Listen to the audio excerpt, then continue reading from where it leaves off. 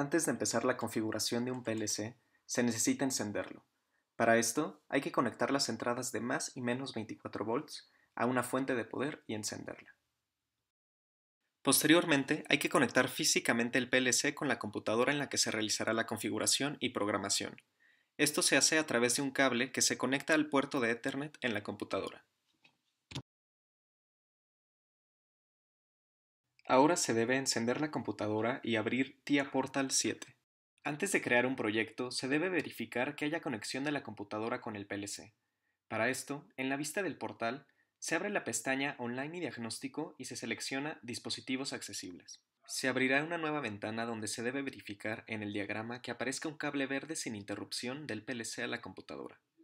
Además, se debe comprobar que la dirección MAC del PLC concuerde con el aparato físico y anotar su dirección IP. Adicionalmente, se puede seleccionar Parpadear LED y verificar si los LEDs del PLC se activan. Ahora bien, para crear un nuevo proyecto, se debe regresar a la vista del portal y se da clic en Inicio y luego Crear proyecto. Se asigna un nombre y se selecciona Crear.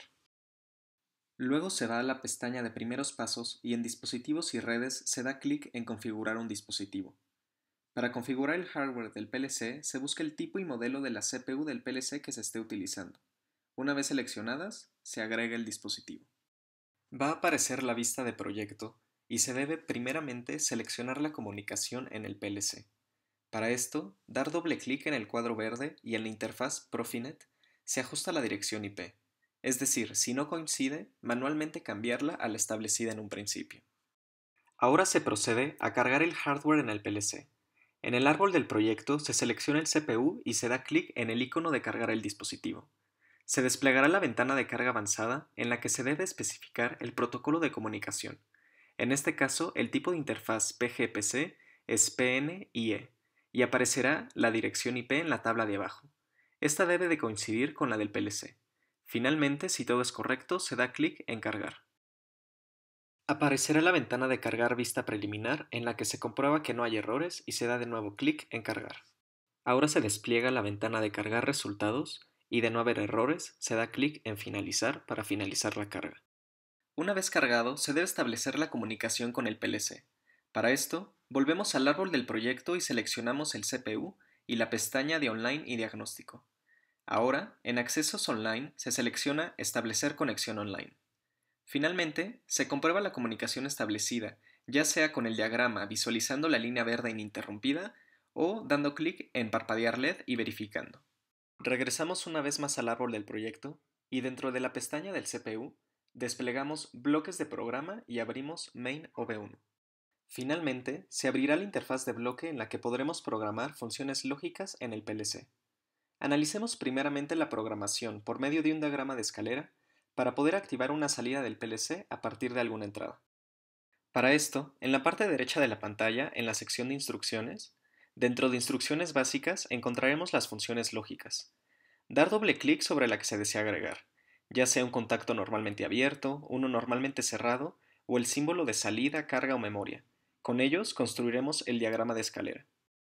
Construyamos, por ejemplo, un diagrama que conste solamente de un contacto normalmente cerrado, es decir, una función NOT, y una salida. Una vez que las funciones se agregaron al segmento, hay que nombrarlas. Para esto, damos doble clic. Vamos a nombrar las entradas utilizando la letra I mayúscula seguida de un 0 punto y el número de entrada que deseemos. Por ejemplo, I0.0. Las salidas se nombran de la misma manera, pero con la letra Q. Luego, se debe de construir el circuito físico en la estación de trabajo, asignando la entrada y la salida, por ejemplo, a un botón y a un pistón respectivamente, o a lo que se desee controlar. Una vez terminado el diagrama de escalera, se cargan las funciones lógicas seleccionando el símbolo de cargar en dispositivo. Se desplegará la ventana de cargar vista preliminar y si no hay errores indicados, se puede proceder a cargar el programa. Así, el PLC está listo para trabajar y se puede visualizar su funcionamiento dando clic en el símbolo de visualización. En el diagrama, el color verde indica el flujo de corriente.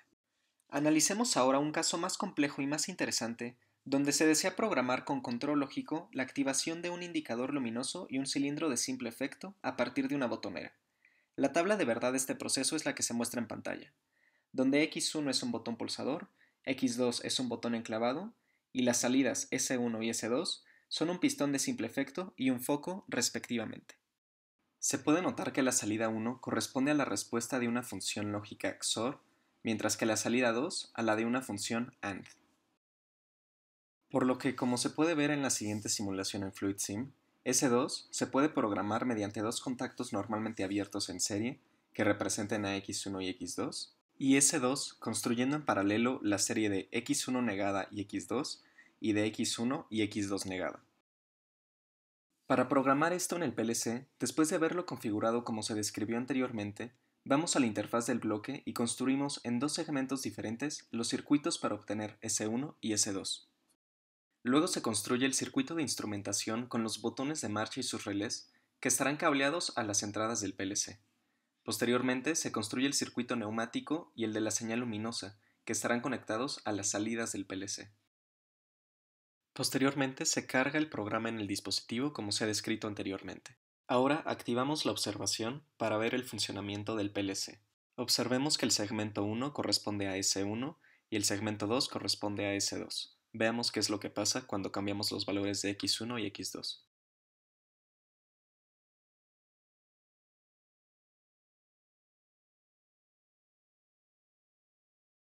Y lo mismo puede ser observado en la estación de trabajo.